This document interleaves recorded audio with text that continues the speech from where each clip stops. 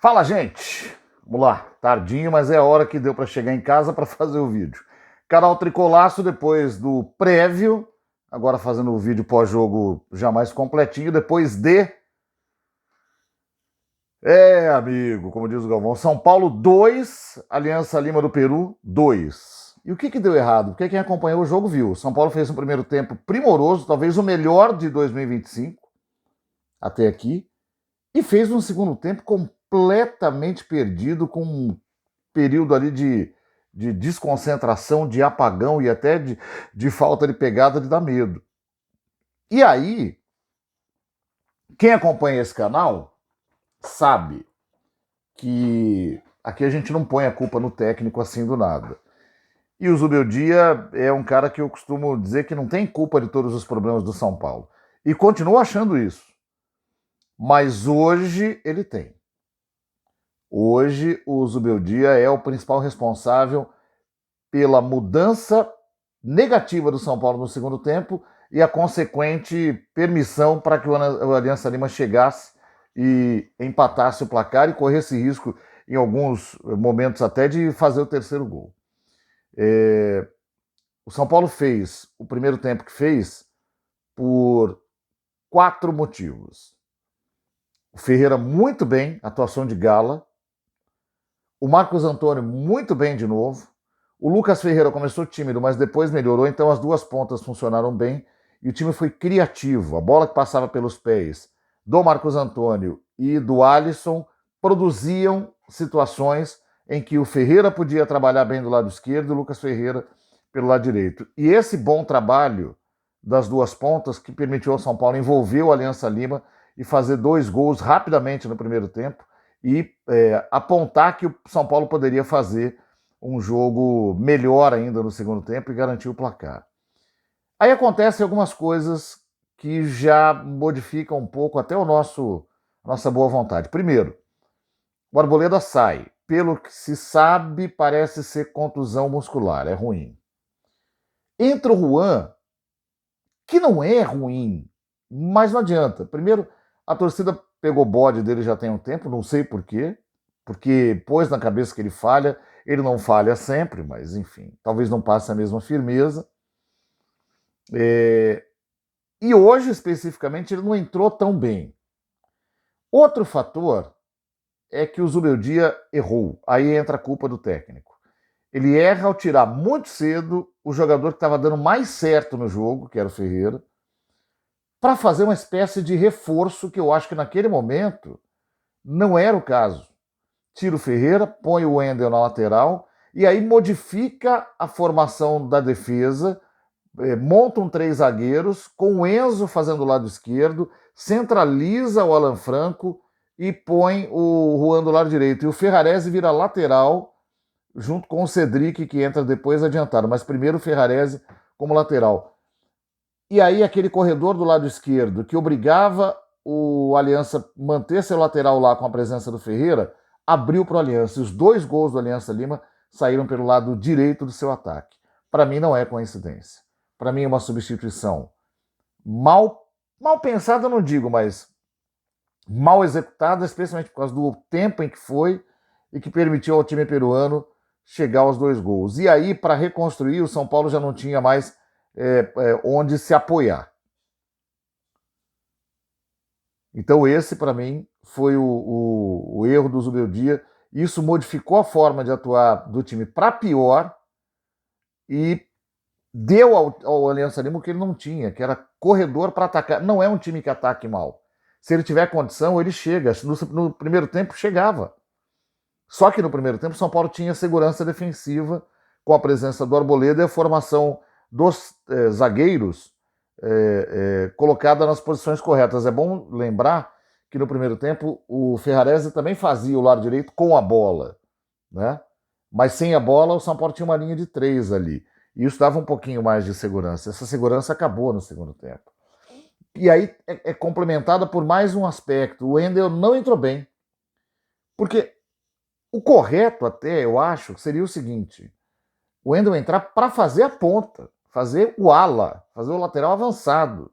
E o Enzo fazer a lateral e a zaga continuar com Alan Franco, Juan e Ferrarese, deixar o lado direito inteiro pro próprio Lucas Ferreira, quando recompusesse até o meio, do jeito que estava fazendo. Ferrarese fazia a direita quando ele estava com a bola, voltava para a zaga com ele sem a bola. Era isso. Depois mudou para o Cedric e o Cedric podia fazer a mesma coisa. Só que essa execução foi mal feita. Sobrecarregou aqueles jogadores que já não são de marcação, o Alisson e o Marcos Antônio, e eles perderam a capacidade de sair e o São Paulo não conseguiu mais atacar. E isso durou cerca de 20 minutos por aí, quando o São Paulo retomou o controle. Só que aí o São Paulo retomou o controle no modo desespero. Aí o Zubeldia já tinha posto o Cedric do lado direito, colocou o André para reforçar o ataque, tirou o Luciano, pôs o Matheus Alves, e para mim um outro erro, ele não tirou o Calleri. E aí cabe um capítulo à parte. Eu já falei, já fiz um outro vídeo aqui, vou falar de novo. O Calleri está muito mal. Eu cheguei a fazer um elogio na época do Campeonato Paulista, porque o Calleri terminou 2024 muito mal. E ali, nos primeiros jogos do Paulista, eu via um Calleri melhor do que o de 2024, apesar de não marcar gols. Ele estava com dificuldade de marcar gol, mas estava se movimentando, dando opção de passe, fazendo pivô bem feito, fazendo parede ali, às vezes dos lados, para que outros jogadores chegassem, até com mobilidade. E ele perdeu essa mobilidade de novo. E não é de agora, já faz alguns jogos que ele está muito mal. E hoje foi uma atuação grotesca do Calleri. Horrível. Jogador que não chegava para concluir, jogador que quando chegava batia mal na bola. O mais perigoso foi o lance da trave. Mas assim, fortuito também. Né? Teve uma cabeçada no primeiro tempo perigosa. De resto, o que chama mais atenção é que ele não incomodou a zaga, inclusive. Porque o Calleri sem gols ajuda quando ele prende o zagueiro, quando ele fica enchendo o saco do zagueiro para o zagueiro não sair, abrir espaço. Ele não está conseguindo fazer isso. Então hoje eu teria tirado ele para colocar o André Silva e teria mantido o Luciano. Porque o Luciano começou o jogo mais avançado, teve 3 participações no ataque chutando no gol, depois no segundo tempo teve uma outra bola que ele chutou no gol também. Ele estava ativo, ele estava ligado. Ele tinha que continuar sendo acionado para poder ajudar o ataque. Né? Ele saiu, o Matheus Alves não entrou tão bem, também entrou muito em cima da hora, eu acho. Acho que esses jogadores precisam de mais tempo para se adaptar e ele não teve tanto tempo assim. O André entrou mais ligado. Mas o Calleri foi um jogador nulo. Nulo. Ele correu um pouco mais naquele momento final, mas ele estava disperso. Eu insisto que ele está com a mobilidade fora do lugar. Não é normal um jogador da condição dele não ter o giro rápido, não ter a passagem rápida. Não dá para saber o que está acontecendo. Então, se não dá para saber o que está acontecendo, tem que tirar ele um pouco. Domingo ele já não joga, porque foi expulso contra o Atlético Mineiro bobamente. O São Paulo vai entrar, muito provavelmente, com o André Silva. E é o caso até de, com o André Silva em campo, se ele precisar sair por desgaste, enfim, entrar o Rian para a gente ver o que dá. Mas é para ver o que dá mesmo. Eu não faço parte daquele bonde que acho que o Rian tem que jogar de qualquer jeito. Mas eu acho que tem que começar a pensar em alternativa e o Calleri precisa recuperar o futebol dele. E assim, vai recuperar jogando, alguns jogadores recuperam jogando, só que está comprometendo o time. Jogar com 1 a menos não pode ser opção, ele está jogando com 1 a menos. O São Paulo precisava de gol e não tinha um jogador para botar o pé na bola, para segurar o zagueiro, para girar em volta do zagueiro e para chutar no gol. O Calleri não fez nada disso. Então o São Paulo teve 12, 13 minutos finais ali de pressão, mas foi uma pressão desordenada, bagunçada, se a gente comparar com o do primeiro tempo. E aí o normal era o gol, se sair numa condição de bagunça. Sair um gol construído, normal, como foi do primeiro tempo, muito dificilmente ia sair. Não ia sair desse jeito, não. Então, é uma situação preocupante, cara. Preocupante o que está acontecendo com o ataque do São Paulo e com o Calleri também. Deixa eu só fazer um rápido desvio de rota para falar de Copa do Brasil, porque eu não fiz um vídeo só para falar da Copa do Brasil. Terceira fase está aí, teve sorteio na terça-feira, aliás, ontem, né? Na quarta-feira, o São Paulo vai pegar o Náutico, é um adversário, entre aspas, tranquilo, se a gente comparar com outros. Agora é assim, não dá para cravar, vai atropelar. O Náutico é um time de camisa, que eu não posso dizer que sei o que está acontecendo, porque eu não estou comentando mais jogo da Série C e não tenho visto o Náutico jogar. No Campeonato Pernambucano a gente não acompanha, então não adianta falar que sabe como é que está o Náutico. Só quem acompanha esses campeonatos sabe como é que está o Náutico, entendeu? E quem está lá em Pernambuco, enfim. Quem não está, não adianta arriscar. Então, eu prefiro ver o Náutico, que é um time que perdeu força, mas que é tradicional. E time tradicional normalmente incomoda. E o São Paulo vai decidir lá. Então tem que fazer um placar bom no Morumbis para chegar lá em Recife e resolver a coisa lá. Vamos lá, para finalizar a história do jogo de hoje. Com as notas. Putz, rapaz, eu não acho que o Rafael foi mal, mas é porque ele ficou muito largado na hora dos gols também, né? Os dois gols, os dois jogadores de frente para ele, muito difícil. Mas enfim, de qualquer maneira, não foram bolas tão fortes. Mas eu vou dar um 7 para ele. O Ferrarese fez para mim uma partida apenas regular, vou dar um 6,5. No segundo tempo, quando ele precisou descer mais para o lado direito, eu acho que ele se perdeu um pouco. O Arboleda, enquanto esteve em campo, foi muito bem. Merece outra nota 8, mas depois saiu. O Alan Franco, no primeiro tempo, também foi bem.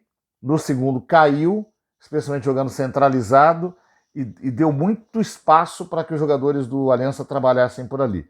Vai ficar com uma nota 6.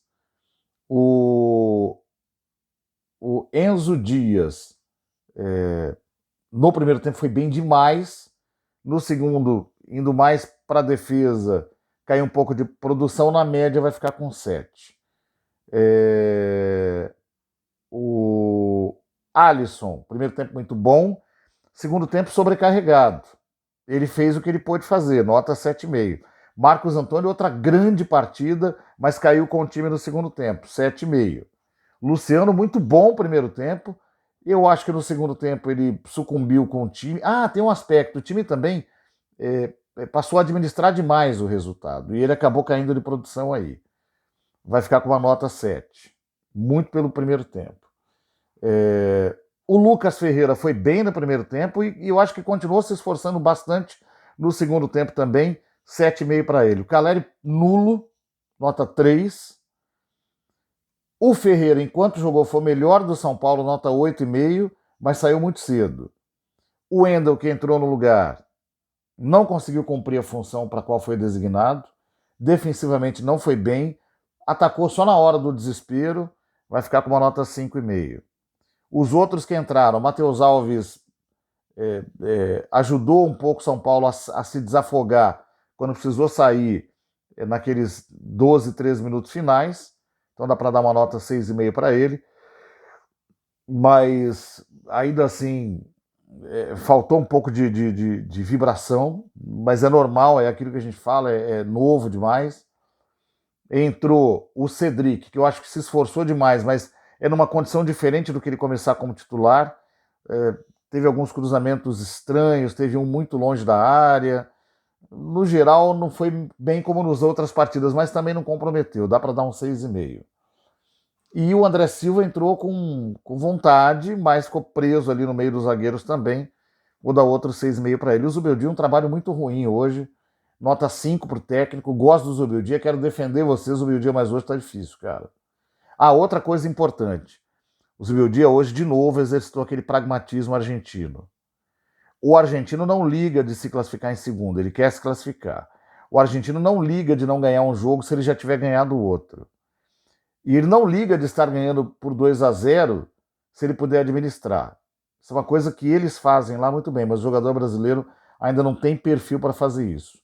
Toda vez que o Zubeldia promove essa administração de placar, o time se perde. Não pode.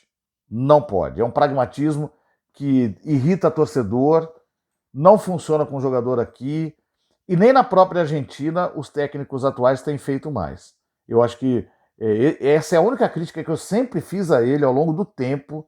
e é a única que eu não retiro. Acho que isso aí precisa mudar. O time tem que continuar apresentando vontade de resolver a fatura, mesmo que seja 2, 3-0 no segundo tempo também. Não pode entregar os pontos para o adversário.